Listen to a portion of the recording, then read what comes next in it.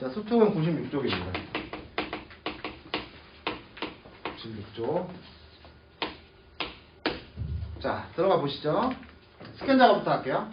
자, 먼저 니체. 그 다음에 여기 예술과 형 이상학. 이게 화제겠죠? 니체의 예술과 형 이상학. 자, 다음 2문단. 예술과 형 이상학과 관련하여 여기 또 계속 나오네. 요거 찾는 거죠? 아폴론적 예술 충동과 여기 꿈 얘기 나오고요. 밸런지어 설명했어 알게 있어요. 디오니소스적 예술 충동. 그 다음에 여기 조각이나 회화, 장르 체크하라고 했죠. 그 다음에 여기 도취예요. 또 그러나 있네. 여기 음악 얘기 나옵니다. 그러면 두 개 또 구분지어서 못 찾는 거예요. 차이점 찾아줘야죠. 아폴론과 디오니소스 됐어? 아폴론이나 디오니소스.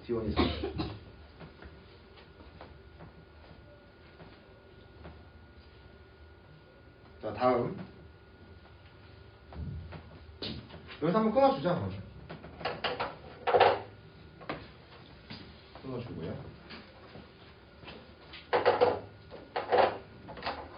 다음 3문단 보시면 또 디오니소스 아폴론 또 나오네. 니체 얘기 계속 나오고요. 그 다음에 거기 삶의 의지로서의 의지 이런 얘기 나오고. 자, 그 다음에 음악에 비해요. 이거 찾았다. 오케이, 굿. 음악과 회화에 뭐 보는 거야? 차이점 보는 거죠. 아까 또 아폴론 디오니소스 연결 지었던 거 알겠지? 4문단 또 니체야. 또 나와 또 니체 아폴론적 예술 충동. 또 나오네. 반면에 디오니소스. 그러면 지금 2에서 4까지는 전부 둘에 뭐 보는 거야? 아폴론적인 거하고 디오니소스적인 거하고 어떤 차이점들 발견해 줘야겠죠. 그치? 여기서 한번 또 끊을게. 끊고. 자, 다음 5문단. 예술과 형이상을 얘기 계속 하면서 여기 새로운 게 나와요. A 부분이 있죠. 니체의 중후기미학. 그치? 그러면 이거는 지금 앞에 없었던 거잖아. 여기와 관련된 문제가 있다는 거 아니야. 그러면 니체의 중후기미학은 여기밖에 없으니까 이 문제에 관해서 적절한 거 나오겠어, 적절하지 않은 거 나오겠어. 적절한 거 나올 수밖에 없지. 양이 적으니까. 그치? 실제로 5번이 그러하죠. 유경 알겠지? 팔꿈치 계속 대면 잔대. 자, 문제 보자. 1번. 선지 보세요. 방한들 모색하여 열거, 변화한 양상 제시, 이론이 갖는 한계점 비판, 공통점 차이점 제시, 핵심 정보와 전개 방식입니다. 이건 맨 마지막에 푸는 거예요. 알겠어? 근데 스캔 뜬 것만으로도 답 나온다. 풀어봐. 이거 답 몇 번인지. 스캔 뜬 것만으로도 답 나와요. 왜 A인지 알려주려고 그러는 거야. 왜 내가 이게 A인지. 답 몇 번이야? 4번이요? 아니요. 그냥 공통점 차이점만 보면 안 돼. 다른 학자 안 나왔잖아. 니체만 나왔잖아. 주구장창.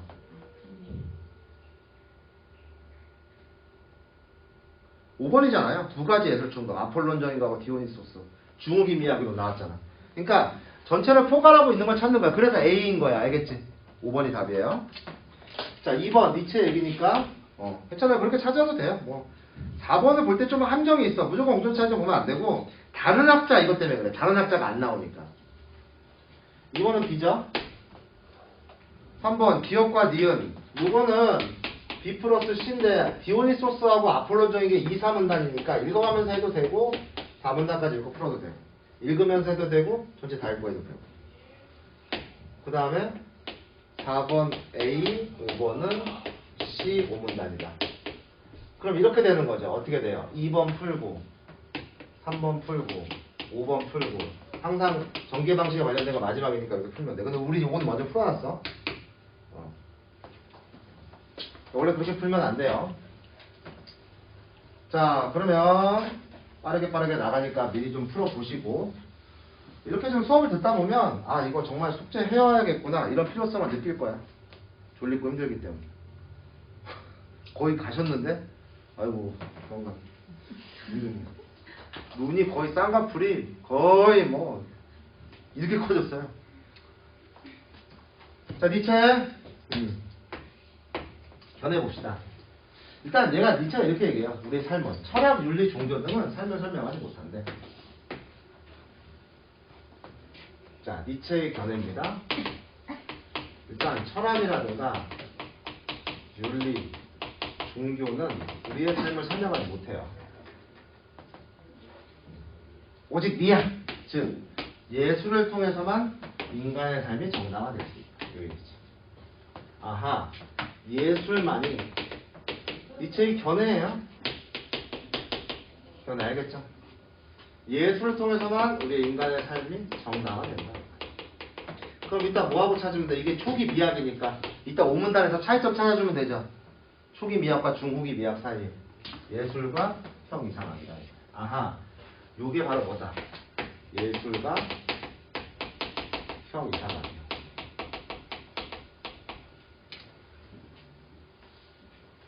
그죠? 자, 다음 이제 자, 차이점만 잘 찾아주면 될 거야. 예술 충동 얘기합니다. 자, 아폴론적 예술 충동이에요. 디오니소스적인 거 찾아보자고. 자, 먼저 질서의 원리고요. 이럴 때 슬쩍 이해 안 가면 여기 잠깐 슬쩍 보셔도 돼. 그럼 차이점도 잘 보이거든. 슬쩍 보시는 거야. 디오니소스는 뭐인 거야? 뭘 상징해? 무질서를 상징합니다. 그러니까 요거는 질서고 얘는 무질서고. 그치? 차이점 들어가죠. 형상이나 형태를 만들어야 눈에 보이는 거야. 기준이나 틀을 규정하고 인식하는 거야. 자, 여기는 다 잘 보는 게 좋아요. 처음 차이점 나오는 거기 때문에 여기를 잘 독해를 못하면 뒤에 건 어차피 이해 못하는 거야. 알겠지? 차이점, 그러니까 차이점을 너네가 확실하게 이해를 해주고 가야 돼. 차이점을 확실하게 이해를 해주고 넘어가야 다음으로 넘어갈 수 있어. 알겠지? 자, 그래서 이거는 개별화의 원리. 아, 이거 전문용어 또 있네. 개별화의 원리가 뭐야? 여기 나와 있네. 구분 가능하고 산정 가능한, 인식 가능한 조형들. 다른 개체와 구별이 되는 거예요. 그래서 개별화가 됩니다. 그리고 우리가 충분히 인식 가능한 조형세계를 만들어내요. 인식 가능한 조형세계. 그래서 이것이 인식 가능합니다. 우리는 눈에 보인다는 거죠. 그래서 이걸 꿈과 관련해서 설명을 해요. 자, 꿈에 대한 정의입니다. 현실의 어려움을 버티면서 살아가고자 할 때 생겨나는 마음의 힘, 버틸 수 있게 해줘요. 그래서 꿈을 지니고 있어서 완전한 세계를 지향하는 예술 작품을 창작할 수 있다고 봐요. 그러니까 이 꿈 때문에 현실의 어려움 버틸 수 있잖아. 꿈과 이상, 플라타우스잖아, 그치? 가질 수 있잖아. 그래서 완전한 세계를 지향을 해요. 앞에 거 다 중요합니다. 자, 아폴론적인 예술 충동에 창작된 것은 조형 예술. 눈에 보이는 거죠? 아, 그럼 여기서 이해하는 거야. 뭔가 아폴론적인 건 규칙적이고 완전한 세계고 눈에 보이는 예술. 알겠지? 그래서 조각이나 회화입니다. 그래서 조형 예술인 조각이나 회화가 있어요. 조형 예술인 조각이나 회화. 조각들 보면 막 우리가 조각이나 회화 같은 거 뭔가 완벽하게 그리려고 하고 완벽하게 만들려고 하잖아. 완전한 세계 지향하잖아. 근데 디오니소스는 무질서예요. 무매개적입니다. 형태나 경계를 만들지 않고 하나가 되는 일체감이야. 개별화와 다르죠? 얘는 일체화가 된 거야. 일체화. 알겠지? 차이점 나오죠? 도치와 관련해서 설명해요. 도치는 하나를 융합시키는 거야. 일체감. 그래서 개별화를 붕괴시키는 거예요. 도치. 이건 하나로 융합되는 겁니다. 도치. 하나로 융합되는 거예요. 그래서 여기 나왔네. 비조용적 예술인 음악이 디오니소스죠. 음악은 눈에 보이는 게 아니잖아. 귀로 듣는 거잖아. 그치? 그래서 우리가 비조형 예술인 음악이 디오니소스적입니다. 알겠지? 그러나 이후의 정보. 자, 놓치면 안 됩니다. 절대 놓치면 안 돼요. 두 개는 계속 뭐 하는 거야? 지속적인 상호작용을 한대. 아폴론적이 없이는 디오니소스적이 성립될 수 없고, 디오니소스적 없이는 아폴론적이 성립이 안 돼. 그러니까 두 개는 서로 뭐인 거야? 지속적인 상호작용을 하는 거야. 같이 있으면서. 자, 여기까지 봤어요. 일단 끊지 말고 한번 가보자. 그래. 끊어서 2번 봐도 되는데 지금 3번 때문에 그래. 알겠지? 4번까지 한번 쭉 가보자. 찾았으니까. 자, 그 다음. 새로운 정보가 있네요. 자, 이쯤 가면 이제 사람 이름 나왔을 때 3문단쯤 가면 새로운 결에 나올 수 있다고 아까 얘기했죠. 자, 디오니소스적인 것이 아폴론적인 것에 비해서 영원하고 주장을 했다는 거야. 역시 똑같이 견해 나왔죠? 사상천하고 똑같죠? 자, 얘가 더 영원하고 얘를 더 중시했어. 얘가 더 근원적이고. 그래서 음악의 중요성을 강조를 했대. 디오니소스적인 게 더 중요해. 그러니까 시각적인 것에 얽매이지 않죠. 비조형적이니까. 눈에 안 보이는 거니까. 그래서 이 음악의 특성들을 좀, 이 장르 향사 장르의 특성들을 좀 찾아봅시다. 일단은 이거는 그 자체로 내적 구조와 논리를 갖고 있어. 이거 계속 반복하고 있죠, 지금? 그 다양한 들의 관계 얘기를 하고 있고요. 또 역동성 얘기, 또 삶의 의지로서의 의지의 생명력. 이거 왜 찾아? 회화하고 차이점 보려고. 알겠지? 여기 차이점 보려고.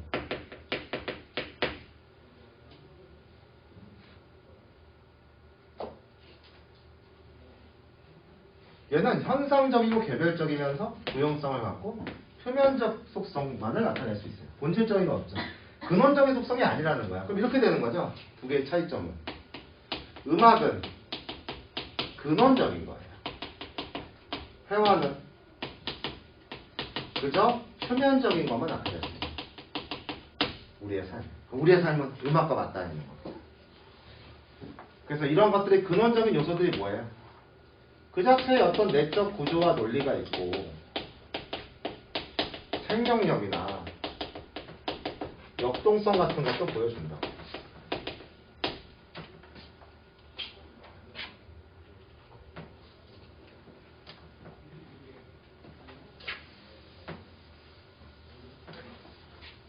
음악과 회화의 차이 봤어요. 다문단 처음 두 가지 예술 충동의 대립적성이 보완돼. 아까 이거 있었어. 요 얘기야. 자, 아폴론적 예술 충동 먼저 봅시다. 개별화의 원리 얘기했죠? 그래서 우리 개인의 삶을 정당화합니다. 아폴론적 예술 충동. 자, 아폴론적인 건 또 보면 개인의 삶을 정당화해요. 아까 이게 삶을 정당화한다고 그랬잖아요, 예술이. 그래서 꿈의 세계를 통해 아름다운 환상을 경험함으로써 개인의 삶에서 거기 고통도 이겨내요. 예술을 통해서 우리가 고통을 이겨내는 거야. 그러니까 예술이 뭐야? 고통을 이겨내는 수단이 되는 거지. 알겠지? 그러니까 여러분들은 고통을 이겨내는 걸 하고 있는 거예요. 예술이 수단이 돼서. 지안 알겠냐? 고통을 이겨내고 있나요? 아닌 것 같아요? 그래서 개인 삶을 정당화하면서 고통을 이겨낼 수 있게 해줍니다. 척도와 비율에서 조형적인 거죠. 조형적인 힘입니다. 반면에 또 차이점 보죠. 이번에 디오니소스적 예술 충동은 개별화의 원리를 파괴해요. 근데 인간의 삶을 구원하는 기능을 하게 되고 고통으로부터 벗어나요. 오 마이 갓!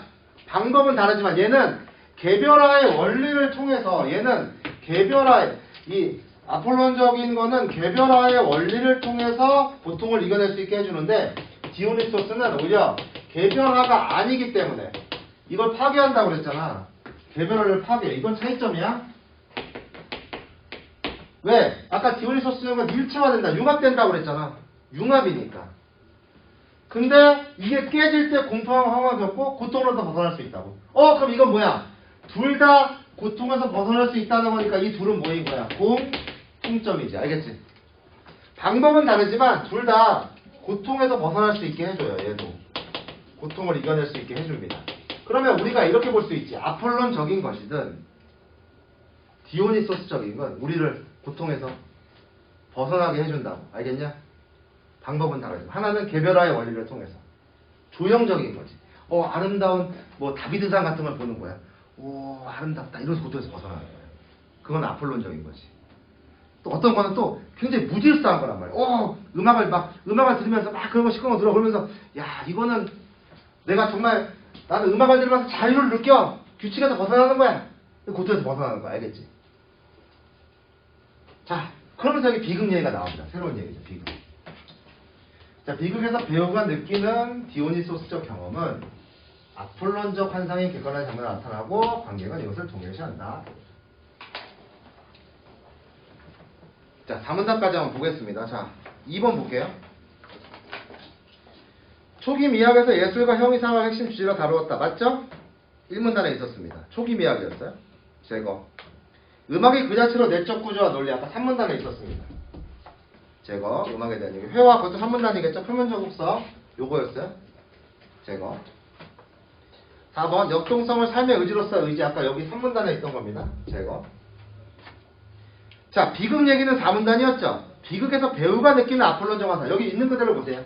배우가 느끼는 건 아폴론적인 게 아니고 디오니소스적 경험입니다. 알겠어? 그래서 5번이 답입니다. 자, 3번. 기억과 니은에 대한 설명. 기억, 아폴론적인 건 구분 가능하고 산정 가능하고 인식 가능하다. 그치? 요거 2문단에 있었어요. 2번. 니은은 인간에서 무매개적으로 솟구치는 거다. 그죠? 여기 무매개적으로 솟구친다는 얘기 있었죠? 디오니소스적인 거 맞습니다. 3번. 기억은 니은에 비해 영원하고 근원적인 거. 영원하고 근원적인 본질적인 거 나타내는 건 디오니소스라고 그랬습니다. 기억이 아니고. 그래서 니은으로 바꿔야 돼요. 정답 3번입니다. 됐어? 자, 그 다음 이제 마지막 문단 한번 볼게요. 그러기 위해서. 자, 여기 보고 이제 끝납니다. 우리 수업이. 자, 우리가 이런 아폴론적인 질서에 따른 절제된 삶을 살아간다고 해도 우리는 가끔 무질서에 따른 욕망 가득한 삶을 부딪히죠. 우리의 삶이. 그래서 뭐 한다는 거야? 상호 보완적이라는 얘기. 알겠지? 가끔은 규칙이 필요하지만 가끔 일탈하고 싶잖아. 그치? 일탈이 디오니소스적인 거야. 그러니까 두 개가 상호 보완되는 거예요. 근데 이러한 예술과 형 이상학인데 니체의 중후기 미학. 자, 여기서 차이점 봐야지. 더 이상 전개되지 않는다고. 왜? 예술과 형 이상학에서는 예술은 삶을 정당화하는 수단이잖아. 고통에서 벗어날 수 있게 되는 수단이잖아. 즉, 초기 미학에서 예술은 우리의 삶을 정당화하는 수단이에요. 고통에서 벗어날 수 있게 해준다고. 그런데 달리, 자, 이제 차이점 나오죠? 그는 삶 자체가 이미 정당성을 지니고 있어 정당화가 필요하지 않다고 보는 거예요. 그래서 있는 그 자체로 받아들이는 겁니다. 고통을 즐기는 거예요. 까지는 아니지만 중후기 미학은 뭐야? 더 이상 차이점은 뭐예요? 정당화할 필요가 있어 없어? 없단 얘기야. 그러니까 우리가 정당 있는 그대로 고통이 있으면 그냥 있는 그대로 예술을 통해서 수단 삼지 말고 있는 그대로 받아들이면 된다고. 우리의 삶은. 알겠지? 예술을 통해서 굳이 고통에서 벗어나려고 할 필요가 없다고. 알겠냐? 그럼 5번의 정답 몇 번입니까? 5번의 정답. 그 자체로 받아들이라는 거 몇 번이야? 예술을 수단으로 삼지 말라고. 그냥 삶을 그 자체로 받아들이라고. 알겠지? 5번의 정답 몇 번? 4번이죠. 있는 그 자체로 받아들이라고. 됐습니까? 자, 4번의 정답은 4번인데 다음 시간에 이유 물어볼 거예요. 이거 못 찾는 거야. 4번에 보기. 공통점 차이점 찾는 거 알겠어? 칸딘스키 아까 해본 거예요. 칸딘스키 공통점 차이점 찾아보세요. 자, 오늘 여기까지 하겠습니다. 관점견해 지문 스캔 작업부터 먼저 하도록 하겠습니다. 사상 철학과 똑같다는 거 여러분들 알고 있을 겁니다. 자, 일단 여기 뭐 동서양의 철학자들 얘기가 나옵니다. 뭐 패턴이 나오는 거죠. 이런 부분들은 그러니까 뭐 사상 철학하고 뭐 똑같죠. 자, 그 다음에 사람 이름 나옵니다. 사상 철학과 같기 때문에. 자, 그 다음에 여기 이제 장르를 좀 체크를 해줘야 되거든요. 음악에 대한 이제 얘기를 하고 있습니다. 음악에 대한 얘기. 자, 그 다음에 여기 또한 있으니까 정보가 나눠집니다. 하나, 두 개 나눠지죠. 자, 그 다음에 이 문단 좀 보시면 여기 또 나오네요. 아도르노의 진리성. 자, 음악 얘기 계속 하고 있고요. 그 다음에 여기 보면 그러나가 있습니다. 그쵸? 체크해주면 됩니다. 여기 보면 이제 가벼운 음악 있고요. 가벼운 음악, 또 진지한 음악. 이거 체크하시면 될 것 같아요. 이 두 개가 이제 또 중심 화제가 될 것 같습니다. 당연히 음악 나오고 진지하고 가벼운 거니까 둘의 뭐 발견하는 거예요? 차이점 발견한다 이렇게 생각하시면 편하게 오늘 보실 수 있는 거죠.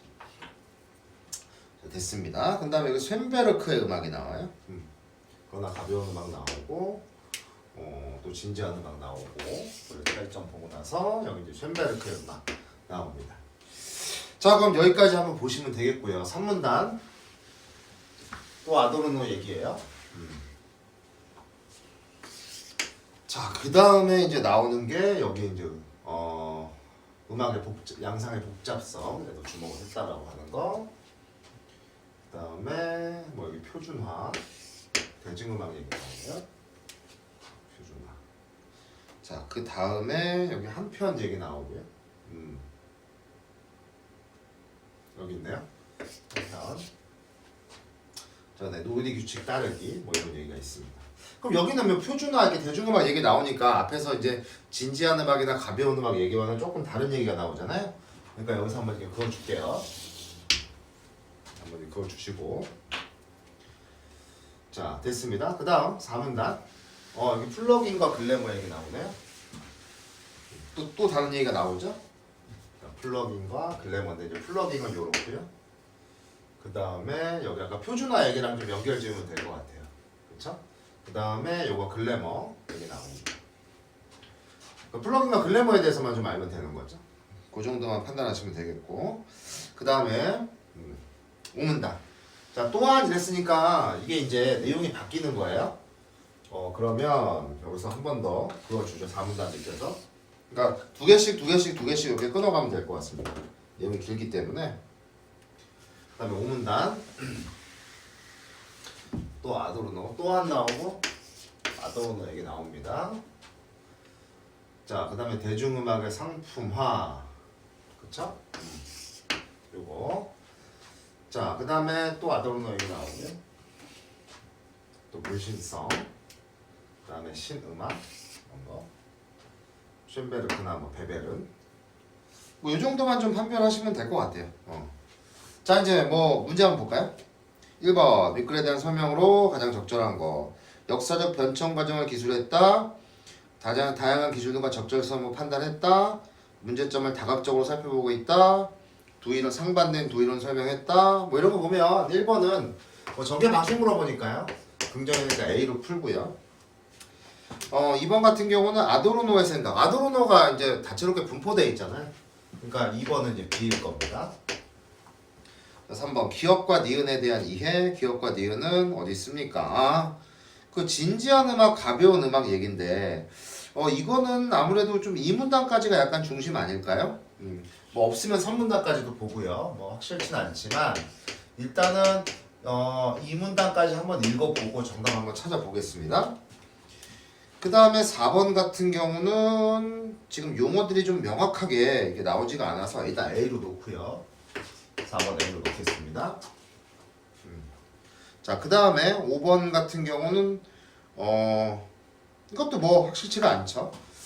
지금 보면은 거기 표준화, 플러그인, 글래머 그 선지의 좀 용어들을 보시면 되겠어요. 그러면 표준화 얘기가 3문단부터 나오니까 얘는 어쨌든 3문단 이유가 되겠네. 뭐 거의 A 수준이죠.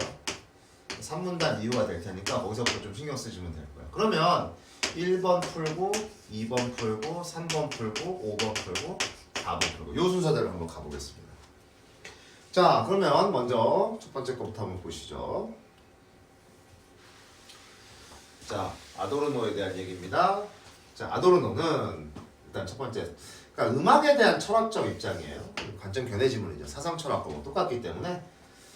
자, 일단 아도르노의 첫 번째 견해는 음악을 그 자체로 하나의 언어이자 사회를 인식하고 표현하는 수단으로 간주한다. 그러니까 음악이 하나의 뭐랄까 의사소통 수단, 뭔가 표현하는 수단, 그러니까 음악이라고 하는 것을 언어이자 뭐 표현 수단으로 갖다는 거죠. 여기 하나의 견해고요. 그는 현대사회의 자본주의 시장경제에서 대부분의 음악이 상품화되어 대중의 청취능력이 퇴행한 현실에 대해 음악은 비판적으로 대응해야 한다고 보았다. 자, 뭐뭐 한다고 보았다? 이런 부분이 주장의 핵심이 될 겁니다. 자, 그래서 시장경제에서 음악이 상품화되어 청취능력이 퇴행하고 있다는 거에 대해서 비판적으로 대응해야 한다. 또 음악의 진리성을 강조했대. 견해들이 많이 나오네요. 그래서 현실 비판과 부정의 상태에서 유토피아를 뭔가 이상적인 걸 드러내야 된다고 본 거죠. 그러니까 일단은 지금 아도르노가 비판하고 있는 건 음악이 뭐가 된다고?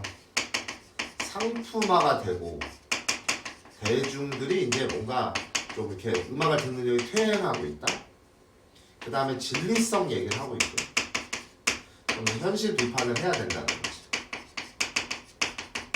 이런 얘기 하고 있어요. 그래서 요거는 이제 문제점으로 지적하는 거고 요거는 음악이 나아가야 할 길이라는 거죠. 그래서 대안으로서의 이제 유토피아를 만들어내야 된다 이거지. 그러니까 일단은 지금 아도르노가 문제점으로 보고 있는 건 뭔가 대중음악, 상품화된 대중음악이 대중의 청취 능력을 퇴행하게 만드는 거고요. 그래서 음악이 이걸 비판적으로 봐야 돼요. 그 다음에 진리성을 강조하면서 현실 비판과 부정의 상태에서 새로운 대안으로서의 유토피아. 그러니까 음악을 굉장히 좀 진지하게 접근을 하는 거예요. 대중음악을 굉장히 싫어할 거예요. 아도르노는. 자, 이 문단 보겠습니다. 이러한 관점에서 진리성 얘기 또 하고 있습니다. 아도르노는 진리성을 지닌 음악을 진지한 음악. 자, 진지한 음악은 아까 같이 이렇게 현실 비판적이면서 유토피아를 창조할 수 있는 음악이죠. 그래서 이제 요거 두 개 나누고 있습니다. 진지한 음악. 얘는 이제 진리성을 가진 거예요.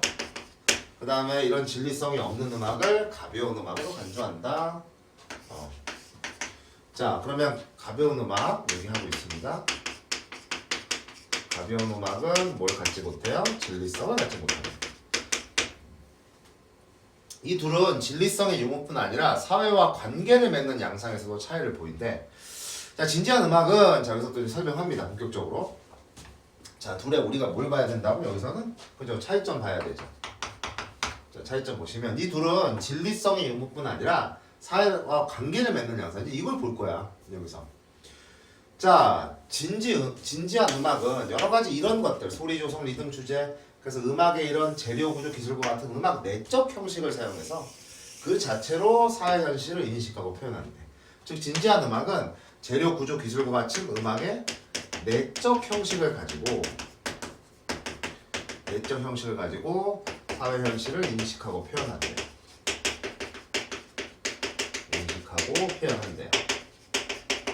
근데 이제 가벼운 음악의 경우는 자 이제 차이점 갖는 다화 표지 보이고 있습니다. 자, 가벼운 음악의 경우에는 이러한 내적 형식 대신 음악의 외적 측면입니다. 내적이 아니라 경제적 측면을 통해 사회와 관계를 맺게 됩니다. 그래서 자본주의의 종속이 돼요. 전락을 합니다. 주체가 안 되는 거죠. 그러니까 말 그대로 돈이 잘 벌리는, 그러니까 돈에 따라가는, 자본주의적인 것에 따라가는 음악이 되는 겁니다. 그러니까 우리 현실 비판이 아니라 현실에 뭐가 된다고? 종속이 되는 거예요.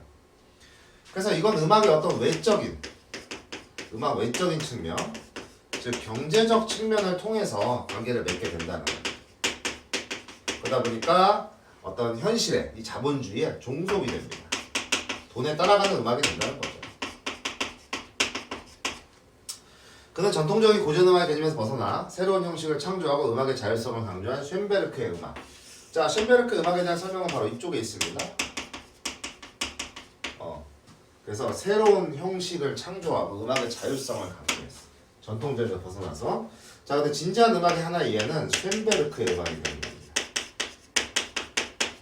쇤베르크의 음악이 진지한 음악인데 쇤베르크는 새로운 형식을 창조하고 음악의 자율성을 강조했어요. 자, 그 다음에 재즈를 포함한 대중음악을 위시해서 대중음악이나 또 한때는 진지한 음악이었지만 문화산업의 영화음악, 효과음악, 광고음악, 상품화된 고전음악을 가벼운 음악의 산으로 들었다. 그러니까 이런 고전음악이나 대중음악이 뭐에 속한다? 바로 이 가벼운 음악에 속하는 거죠. 좀 정리가 필요하네요. 그러니까 대중음악이나 변해버린 고전음악들. 뭐 클래식 같은 것도 영화에 삽입되거나 광고에 나오면 굉장히 상업적으로 변질될 수 있죠. 그런 얘기들을 하고 있는 겁니다. 그래서 명확하게 이 부분은 패턴 자체가 둘의 차이점을 논하고 있는 것이기 때문에 문제로 내는 부분이 있다는 거죠. 자, 그러면 여기까지 일단 1차로 봤어요. 그 문제 한번 확인해보죠. 자, 일단 2번 문제 비유형 보겠습니다. 2번에 1번. 자, 음악의 내적 형식에 해당하는 것으로는 재료 구조 기술 요거죠. 요거 내적 형식. 맞네요. 1번은. 2번에 1번은 제거. 2번. 현대 자본주의 사회에서 음악의 상품화는 음악 청취 능력의 퇴행. 아까 1문단에 있던 거네. 이거 퇴행력이. 맞습니다. 3번. 음악은 그 자체로 하나의 언어이자 사회를 인식하고 표현하는 수단으로 구현됐어요. 요거잖아. 표현 수단이라고. 1문단에 있던 거예요. 플러깅 아직 안 나왔고 그 다음에 고유성이나 창조력과 발휘되고 이거는 뭐 5번을 추측할 수 있지 않아요? 여기가 거의 나오진 않았지만 그래서 5번도 아마 맞을 겁니다. 그럼 뭐 4번이 정답이 된다라고 우리가 확인할 수 있는 건데 그건 이따 보도록 하고요. 일단 1, 2, 3번 제거해 주세요. 자, 그 다음에 3번 볼게요. 기억과 니은에 대한 이해. 기억에 포함되던 진지한 음악에 포함되던 것도 상품화 여부에 따라 니은으로 규정돼. 요 얘기죠. 고전 음악 같은 경우는 한때는 진지한 음악이었어. 근데 산업에 의해서 이렇게 바뀐 거죠. 그래서 1번은 맞는 얘기이기 때문에 제거. 기억과 니은은 각각 음악이 내적 형식의 복잡성 여부. 아니에요. 내적 형식이 아니라 이게 진지한 음악과 가벼운 음악은 진리성을 지니는 것이냐, 그러니까 진리성의 유무냐, 아니면 사회와 관계를 맺는 양상. 이미 여기서 봤어요. 내적 형식이냐 외적 형식, 외적인 어떤 경제적인 연관을 맺고 있냐지 내적 형식 안에서의 차이를 보이는 게 아닙니다. 이건 정답이 나온 거죠. 3번은 2번으로 정답이 나오고 없어진 거고요. 3번 기억은 니은과 달리 3번에 3번이요. 기억은 니은과 달리 비판적으로 드러난다. 그죠? 현실 비판적이라고 그랬죠? 진리성 이런 현실 비판하는 겁니다. 자본주의로부터 자율적 독립적으로 위치하는 거죠. 기억은 자본주의 종속됩니다. 얘는 오히려 현실을 비판한다고 그랬잖아. 종속되지 않고. 기억은 음악 자체에 관한 내재적 속성, 그죠? 내적 형식이죠.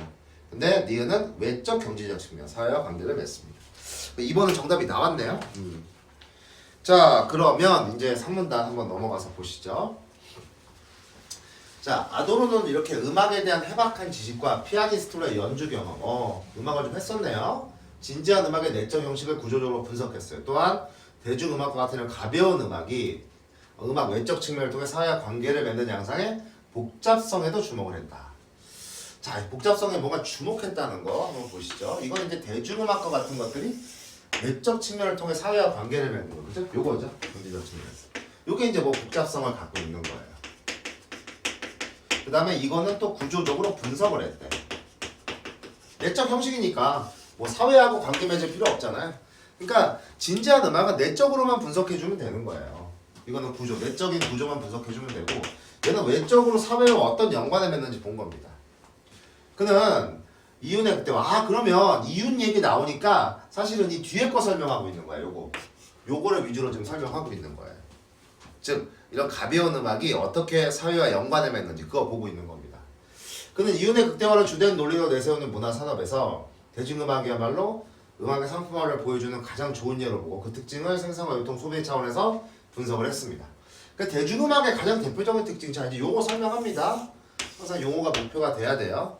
표준화가 뭐냐? 이는 표준화에 대한 설명입니다. 곡 전체의 구성에서부터 세부에 이르기까지 형식적으로 미리 정해진 도식에 맞게 제작하는 거예요. 그러니까 이제 표준화라고 하는 건 이런 가벼운 음악이 어떻게 되는 거야? 이제 가벼운 음악 중에 특히 대중음악이 갖는 가장 큰 특징은 이 고전 음악은 이미 뭐 나와 있고 이 고전 음악의 특징은 어디에 쓰이느냐가 중요한 거지. 대중음악은 새롭게 만들어지는 음악이잖아요. 고전 음악은 이미 나와 있는 거. 그러니까 고전 음악은 이미 나와 있는 것 자체가 상업적으로 쓰이면 가벼운 음악이 되는 겁니다. 원래 상업적으로 쓰이지 않고 순수한 그 음악의 내적 구조에 주목하면 우리가 진지한 음악이 될 건데, 근데 대중음악이라는 것은요 매번 새로 나오잖아요. 새로 나오기 때문에 이 친구는 무조건 이제 이렇게 좀 어떤 이윤 추구를 위해서 표준화 된다는 거죠. 이윤 추구를 위해서 이제 표준화가 됩니다. 자, 표준화. 자, 그래서 이 표준화는 정해진 도식에 맞춰 수학 공식처럼 이게 이제 어떤 뭐라 그럴까 우리 트렌디 드라마처럼 아주 뭐 그런 유명한 영화의 우리가 클리셰라고 하죠. 그런 것처럼 정해진 도식에 맞게 대중성을 가지고 맞게 제작된다는 거야. 이렇게 제작된 대중음악의 모든 세부 구성 요소는 기계적으로 대체 가능하고 기계의 톱니처럼 부품처럼 기능하는 거죠. 그래서 의미 있는 긴밀하고 의미 있는 관계가 설정되기 어렵다. 표준화에 대한 계속 설명이에요. 한편 일탈을 자각하면서도 이제 다른 얘기입니다. 여기까지 이제 표준화에 대한 것들이고요. 본래의 모습을 지키려는 대중음악의 역설적 요구는 자극을 원하면서도 익숙한 것으로 돌아오고 나는 대중의 심리적 욕구와 합치되면서 개성적 표현마저도 획일화되는 사이비 개성화로 이어진다. 놀이규칙 따르기입니다. 당대 유행과 경향을 작곡에 적극 반영합니다. 사람들은 익숙한 것을 좋아하거든. 자극을 원하면서도 익숙한 것. 이는 결국 음악 작품의 고유성과 작가의 창조의 욕구를 사라지게 만들어요. 그래서 우리가 이제 표준화와 더불어서 뭘 얘기하는가? 놀이규칙 따르기가 있어요. 우리가 규칙에 철저히 따라야 되는 거죠. 그러니까 사람들의 욕망은 그렇습니다. 일탈을 생각하면서도 결국 익숙한 것을 찾게 돼 있어요. 그래서 유행과 경향을 적극 반영한다는 거예요. 유행과 경향을 적극 반영합니다. 그러니까 결국 고유성이나 창조력 없고 이게 문제점이 되겠죠. 결국 창조성은 살아내게 된다. 대중의 입맛에 맞춰서 음악을 제작할 수밖에 없는 거죠. 뭐 어느 예술 분야나 사실 이런 대중문화라는 건 결국 그렇죠. 뭔가 고유하고 독특한 거 뭔가 하려고 하지만 사실 대중도 익숙한 걸 좋아하기 때문에 그 유행에 따르는 걸 만든다는 얘기죠. 그래서 표준화하고 놀이규칙 따르기 두 개를 좀 살펴봤습니다. 3문단 이제 글래머나 플러깅 요거 이제 보는 거죠. 자, 유통의 차원에서 상품화와 관련된 대중음악의 특징으로는 또 플러깅과 글래머라는 게 있어요. 자, 요거는 이제 플러깅과 글래머를 살펴봐야 될 텐데.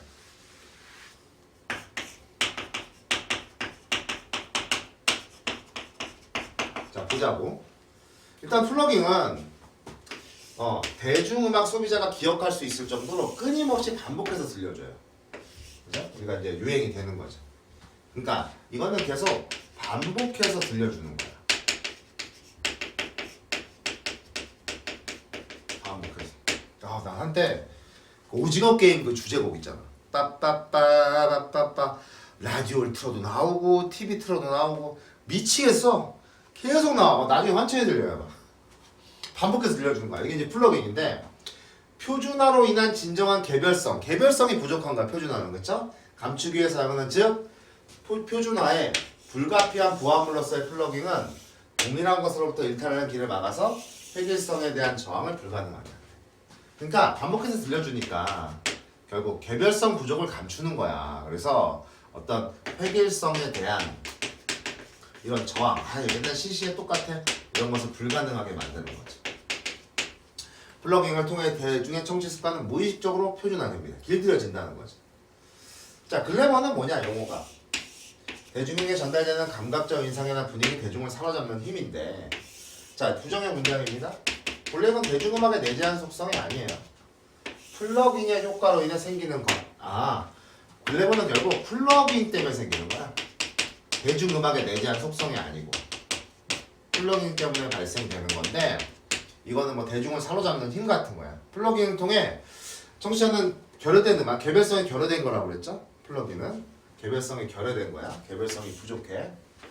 그래서 반복적으로 들으면서 이 음악이 화려함, 당당함과 같은 매력. 그러니까 이런 좀 이렇게 지금 여기에 글래머를 설명을 할 때 여기에 있는 말은 조금 어렵거든. 이게 뭔 말인지 사실 안 들어.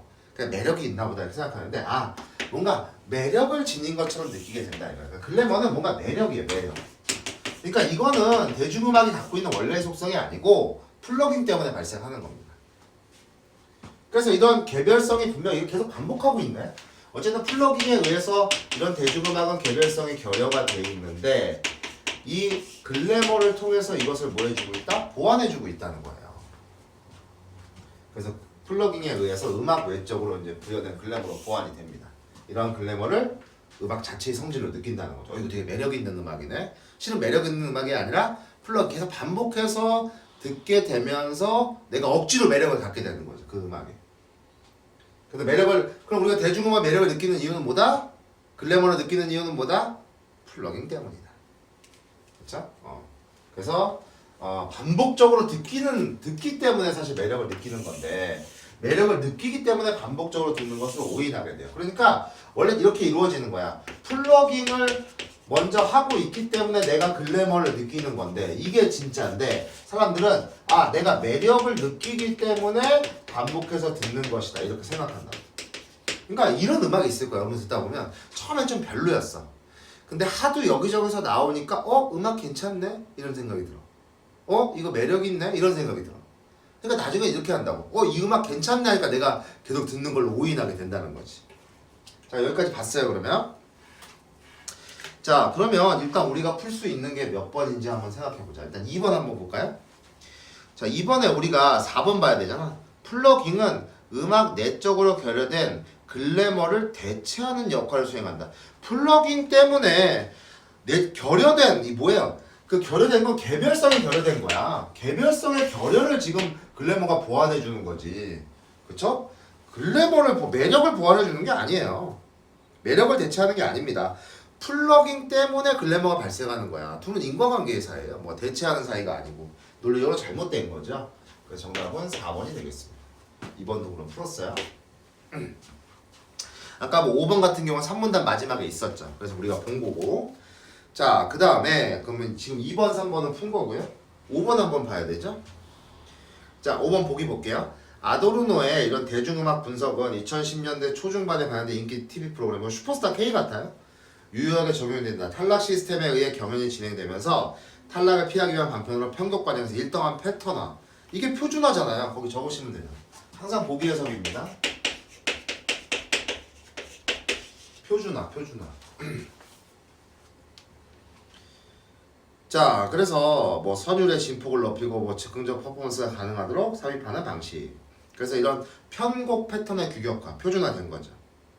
그래서 실험적 공연 시도보다는 안정된 공연을 지향하는 가수의 규격화된 공연 패턴과 논리적 결을 같이 합니다. 그래서 음원이 널리 판매되고 인기곡도 부활을 합니다. 히트곡의 유행을 따르는 경향이죠. 그럼 이거 계속 플러깅의 과정도 거칠 거 아니에요. 일단 표준화의 사례를 하나 보여줬어요. 자, 그럼 1번 어떻습니까? 5번에 1번은 맞죠? 표준화의 양상 드러내는 거. 결국 이렇게 음원이 판매되고 과거의 인기곡들이 부활하면 계속 반복해서 들을 거 아니에요. 플러깅의 과정도 거치겠죠. 자, 그 다음에 즉흥적 퍼포먼스를 가능하게 하는 변형의 여지를 사전 프로그램이 제작해서 고려한다는 것은 글래머의 효과가 치밀하게 개선되는 것. 글래머의 효과를 먼저 개선하지 않다니까. 뭐가 먼저예요? 플러깅 되는 게 먼저입니다. 그러니까 이게 원래 음악 내적으로 가지고 있는 게 아니라니까요. 공연도 마찬가지입니다. 이게 내적으로 원래 가지고 있어서 이걸 고려해서 만드는 게 아니에요. 플러깅의 효과를 갖게 되면 반복적으로 듣게 되면 자연스럽게 글래머가 이것 때문에 생깁니다. 애초에 이런 얘기가 없어요. 그래서 3번이 정답입니다. 5번의 정답 3번이에요. 5번도 풀었습니다. 4번이 상품화 양상이죠. 맞습니다. 놀이 규칙이죠 결국. TV 프로그램의 인기의 놀이 규칙이 유행이 되잖아요. 유행이 된다는 게 놀이의 규칙이라고 그랬죠. 3문단에서 그래서 3, 4문단을 읽고 충분히 용어에 따라서 풀 수 있었다라는 얘기입니다. 자, 이제 마지막 5, 6문단 볼게요. 이렇게 끊어가면서 많은 것들을 제거했습니다. 자, 또한 아도르노는 익숙한 레퍼토리로 채워진 공연 프로그램이나 음악 공연의 예매를 하루 들어 이렇게 음악 소비의 차원에 나타나는 상품화의 비판 같다. 그럼 보기에 나온 이런 뭐 5번에 나온 보기에 나온 그런 얘기겠죠. 자, 전자는 이렇게 익숙한 레퍼토리로 채워진 공연 프로그램은 낯설고 실험적인 곡에 대한 적극적 체험 대신 돈을 주고 익숙한 곡에 대한 경험을 소유한다. 뭐 같은 얘기입니다. 또 후자는 무엇이 어떻게 연주되는가에 대한 관심보다는 연주된다는 그런 사실 자체를 소유했다는 만족감에 치중하게 함으로써 음악의 상품화를 촉진하게 된다. 그래서 여기는 그냥 뭐 읽어보시면 되는 내용 같고요. 아도르노는 이런 특징들이 음악 청취자 및 소비자에 대한 기만으로 이어지면서 자, 이게 이제 문제점이죠. 비판하는 요소입니다. 문화산업의 물신성을 더 굳건히 한다고 비판하고 있어. 물신성 각주 있습니다. 결국 우리가 어떤 사회적인 관계가 물질과 물질의 관계로 나타나는 거죠. 물질 일종의 뭡니까? 물질 만능주의 같은 거예요. 자, 그래서 대중음악에 대한 아도르노의 이와 같은 비판은 그가 쇤베르크나 베베른과 같은 유럽 작곡자들의 신음악에 경도되어 있었던 점에서 편향성. 자, 이걸 또 아도르노의 자, 보세요. 신음악에 경도되어 있었다는 점에서 편향성이 지적되기도 합니다. 그러니까 무조건 참신한 거, 새로운 거, 진지한 거 이런 거만 찾으니까 대중음악을 너무 무시하고 있는 건 아니냐, 아도르노가 대중음악을 너무 무시하고 있는 건 아니냐 이렇게 비판을 가한다는 거예요. 그러니까 결국 아도르노의 이제 마지막 비판은 결국 이렇게 대중화가 되고 상품화가 이루어지면서 음악이라는 게 결국 물질성을 더욱 굳건히 하는 거 아니냐, 모든 게 다 물질로 생각이 되는. 근데 이 아도르노의 견해에 대해서 항상 이 신음악에 뭔가 새로운, 뭔가 실험적인 이런 신음악은 경도되어 있으면 거기에 완전히 빠져들었다는 거야. 경도되어 있었다는 거. 그래서 신음악은 뭔가 새로운 음악일 거 아니에요. 뭔가 실험적인 음악이에요. 실험적. 대중성과는 거리가 먼 거지. 그래서 편향성이 지적되기도 한다. 그래서 아도르노에 대한 이제 편향성 지적이 있었어요.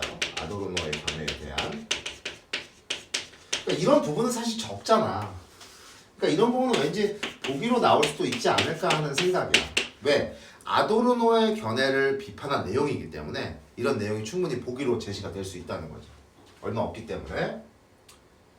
자, 그래서 대중음악에 대한 본격적 비평, 또 음악 내적 구조적인 차원을 넘어 외적인 요인까지도 본질적인 속성으로 파악하는 점에서 의의가 있다. 자, 그러면 4번 한번 볼게요. 아도르노의 관점에서 쇤베르크의 음악 굉장히 긍정적으로 인식했죠.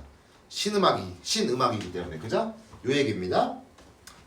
자, 그럼 서양 음악의 역사에서 조성 체계는 뭐 인위적 체계입니다. 오랫동안 당위적 지위를 차지했는데 쇤베르크는 새로운 음악 한다고 그랬잖아요. 신음악. 그래서 협화음과 불협화음을 구별 없이 사용하여 조성의 법칙, 기존의 거에서 벗어난 거죠. 시도한 거야. 12음 기법도 완전히 이제 부정을 한 거죠. 그래서 바그너의 반음계주의에서 이미 한계가 노출된 조성 체계는 쇤베르크에 완전히 파괴되었다. 그러니까 이런 쇤베르크가 얘기한 이런 신음악, 이 신음악에 대한 이 쇤베르크에 대한 음악을 조금 더 자세히 설명해 주고 있는 겁니다. 그럼 아도르노의 관점에서 A는 우리는 알고 있어요. 지문과 항상 연계해서 해석해야 해야 되잖아. 긍정적으로 인식하고 있거든. 그래서 1번 보세요. 바그너를 계승하면서 반음계주의의 한계를 보완해 나갔다. 아니죠. 보기에서 뭐라고 했어? 아예 기존의 조성체계를 완전히 뒤엎은 거야. 알겠습니까? 그래서 아니고. 2번 내적 형식을 통해 조성체계, 내적 형식. 자, 진지한 음악이잖아요. 쇤베르크의 음악은 진지한 음악이잖아. 진지한 음악은 뭘 중시해요? 내적인 구조나 형식을 중시한다고 그랬잖아. 이거 이문단에 있었어요. 내적 구조나 형식 중시한다는 거. 그래서 전통을 부정했습니다. 신음악이니까. 새로운 가능성. 그죠? 이미 이런 쇤베르크 음악 결국 이문단에 보시면 쇤베르크 음악은 새로운 고전 음악 개념에서 벗어났다니까. 새로운 형식을 창조한 거야. 쇤베르크 음악은. 그러니까 이문단하고 6문단인데 결과적으로 같은 얘기예요. 그래서 진지한 음악의 사례인데 전통적인 음악의 개념에서 벗어나 새로운 형식 자율성을 창조했어. 그러면 이게 진지한 음악이니까 진리성 지닌 음악이잖아. 그러니까 쇤베르크의 음악은 진지한 음악이고 진지한 음악의 특성이 뭐냐? 그걸 묻는 거예요. 2번이 답이죠. 나머지는 확인해 보시면 되겠고요. 그 다음에 1번의 정답은 5번이죠. 음악의 유형을 분류했죠. 진지한 음악과 가벼운 음악. 그 대상 한정했어요. 어느 거? 가벼운 음악에 대한 얘기를 했죠. 그래서 이론가의 주장 누굽니까? 아도르노의 주장을 제시했죠. 그래서 1번의 정답도 5번이 되겠습니다. 자, 이렇게 관점 견해, 아도르노의 견해가 나온 이런 지문이 있었는데요. 제가 볼 때 조금 아쉬운 거는 평가원 스타일이라면 만약에 아까 이런 부분이 있었잖아. 그 편향되었다. 너무 신음악의 경도에서 편향되었다.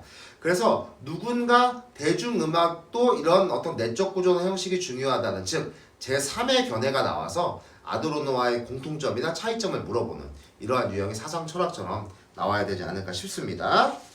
자, 그래서 뭐 살펴봤고요. 자, 그 다음에 이제 장르적 특성